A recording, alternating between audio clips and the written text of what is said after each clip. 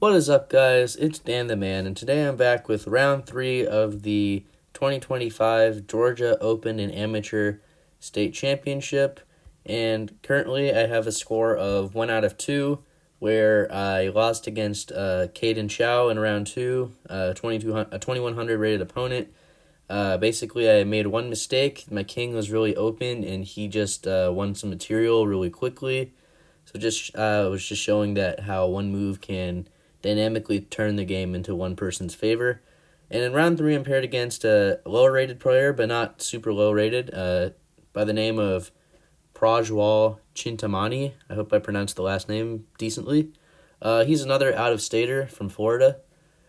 And yeah, let's just go ahead and see how the game went. I was expecting to win since he is, of course, the underdog in this match, but considering how round 1 went, I did not want to count my chickens before they've hatched. And I'm also recording this on the day before Thanksgiving, so if you guys are watching this on Thanksgiving Day, I hope you guys have a great Thanksgiving. Have a great feast, have fun with your family and your loved ones, and let's just go ahead and jump straight into the game here. So I'm playing with the white pieces, and I start off with e4. Prajwal goes e5, knight f3, knight c6, and I go with my signature Scotch game, where I gambit the pawn on e5, and this is a line that I'm very familiar with. Oftentimes, I get the pawn back in an equal position, or if black doesn't know what they're doing, I end up with a better position pretty early on. So Prajwal plays bishop c5, which is one of the main moves, but here I play the move c3, and it's actually recommended for black to just give the pawn up, give the pawn back, because if they take on c3, there's a trick where you can play bishop takes on f7, and the king takes. You have a fork on d5, so that's just a common little trap there. It's not losing for black, but you end up with a significantly better position, so it's not recommended to take. So Prajwal knows that, I'm assuming. He plays knight f6, and now we're just transposing into an Italian game here. So I can either push the pawn on e5, or I can do what I did, which is take in the center. And now bishop e4 check. I could go into the Greco gambit with knight c3, knight takes e4, castles, and if black knows the theory of playing bishop takes c3, takes, and d5, black can end up with a pretty solid position, and I'm just down a pawn. So I didn't really want to go into this line in a long game, so I didn't want to take any chances. So I just played the move bishop d2, which is another common approach. And another common line here is knight takes e4, and then there's a little fork trick here with bishop f7, takes, and queen b3. So I was kind of hoping we would go into this line because black cannot castle anymore. But Prajwal plays the better move, in my opinion. He trades first and then plays the move d5, striking in the center of the board and inviting more trades to be made. So I play e takes d5, knight takes d5, and we both castle respectively. And here I play, here it's just a normal middle game. Everything's pretty symmetrical, pretty relaxed. I do have to be a little worried about my isolated queen's pawn on d4, so that could be a bit of a nuisance, but the engine evaluates this as being equal for both sides. So anyway, I play the move knight e4, centralizing the knight. Here he plays bishop g4, putting pressure on the knight on f3 and threatening to take on d4. So I play the move knight c3. And the point of knight c3 is I'm trying to have the knight take my knight on c3. And after I take back, I would unisolate the pawn and have it be defended by my newly produced c-pawn after taking back. So that was my idea. He played knight b6, attacking the bishop, and I go bishop to e2 to break the pin on the knight. And he has, of course, the option to trade on f3. But if he were to trade on f3, and then knight takes d4, it's not... He could have went for this line, but I would be able to take on b7, so I wouldn't be losing a pawn here, so just saying. Here he plays the move rook to e8. I play h3, asking the bishop what it's going to do. He decides to go backwards, And here I play rook c1. We're just having a normal middle game. Not really any blunders yet. Here he plays queen f6.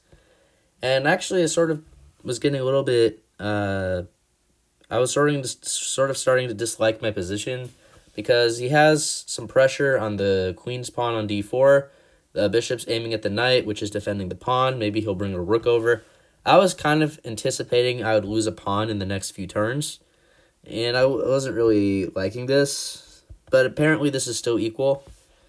The engine's weird. Knight h2 is the top move, but I would never play that. I played the move rook to e1, just adding more to defense to the center. And here he decides to get rid of the pressure. Actually, like this, he got rid of the knight in exchange for his bishop. Then I activate my bishop on a good diagonal, play bishop takes f3. And as I've said, if the knight ever were to trade on d4, I would take on b7, and I would recover my pawn. And now it would be his pawns that would be split on the queen side. After I would take his b pawn, his a and c pawns would be isolated, while my a and b pawns would be fine on the queen side. So that's just an observation. He actually does that. Knight takes d4, bishop takes b7, rook a to d8. He's threatening knight e2 discover check to pick up some material. So I just move the queen out of the line of fire with queen g4. Pretty normal game so far, I have to say. Not really any real inaccuracies. He plays rook takes e1 check, rook takes e1, knight e6. I suppose he was maybe trying to go to f4 with the knight. Not really a move I was expecting, but I can't really fault it either. I play bishop to e4 to move the bishop out of b7 where it wasn't really doing much, and maybe centralizing it, aiming at h7. And here, Prajwal makes the first blunder of the game, this is what I was saying, like one move can totally turn the tables in the other person's favor. He plays the move knight c5, which looks like a very logical move.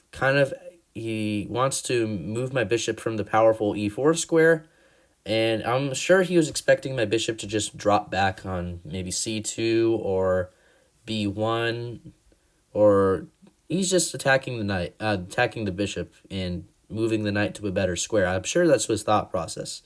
But there's this acronym in chess called LPDO. Loose pieces drop off. And the knight is a loose piece. The knight is not defended right now, which means that some tactics can arise when pieces are undefended. And there's also a rule where you look for checks, captures, and threats. So combining that, I played the move bishop takes h7 check. And I'm winning a pawn here, so the point being is that if the king takes, I have lured the king into a vulnerable spot, and now queen h5 is a fork of the king and this knight on c5. So after the king would retreat to g8, I would take the knight on c5 and just be up a pawn, and I would weaken the black king a little bit. So yeah, Prajwal just walked into this trick. He actually didn't take the knight on f3. Not the knight on f3, the bishop on h7. He declined the bishop and played king f8, but I didn't really care. I just saved my bishop back to c2, and the game went on. He played knight d3, but I just go ahead and trade it off because the knight is pretty annoying. The queen and the knight are staring at f2. He's hitting the rook. He's hitting the b2 pawn. That knight's pretty strong, so it must go. Rook takes d3, and here I'm just up a pawn. His king is weak, so I'm basically trying to simplify and convert this. So I play the move queen e4, threatening the rook on d3 and mate on the back rank, essentially forcing the rook to go back. Now I play a4. My idea is to maybe go a5 to try to kick the knight away, but he just plays a5. Here I play queen h7, threatening checkmate on h8. And I was expecting queen h6 to be played, where I would probably just trade and go to win a long but eventually winning endgame. But he played the move g6, which I suppose is also fine. He's covering the mate on g8 on h8. And here I play a queen h6 check. He played queen g7 here. And I was thinking about trading queens because I am, after all, up a pawn. But in retrospect, it's a good idea I didn't trade because the engine evaluates this as being a draw, even though I think I have a much better position after rook e7 because I'm attacking the pawn on c7 and I'm still up a pawn and I have a more active position. But the engine finds a way to liquidate, and the extra pawn wouldn't be much of an asset anymore. But I noticed that the king is pretty weak on f8. It's pretty vulnerable, so I decided to keep the queens on the board, and I play queen g5, which is thankfully the best move, and where I didn't trade queens. I'm hitting the rook on d8, and I'm also hitting this pawn on a5. Maybe playing queen e7 check in the future. Maybe playing queen c5 check to aim at this pawn. So I have a lot of threats here.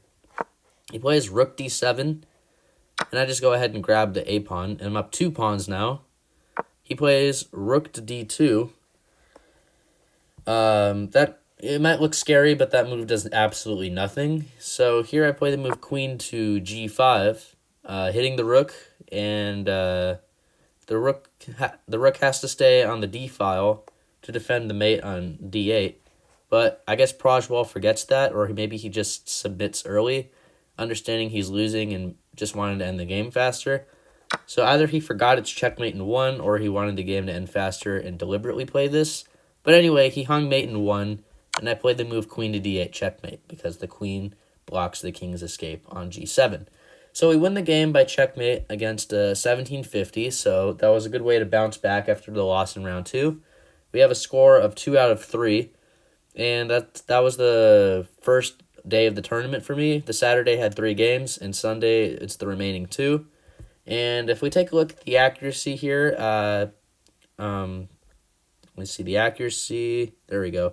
I had a 91.8, and he had a 78.6, and I had that one brilliant move where I sacked on h7. Not really a brilliant move, in my opinion, just a basic tactic. It's not like I sacrificed a queen or something, but I appreciate being marked with a brilliant move. But anyway, this was a pretty relaxed game, not as stressful as the first game, and not as bad a result as the second game. So this was so far the easiest game of the tournament. And might post the next 2 games soon. Have a good Thanksgiving if you're watching this on Thanksgiving, and don't forget to subscribe to the channel, and let me know what you thought of the game if you want, and have a great rest of your day or night.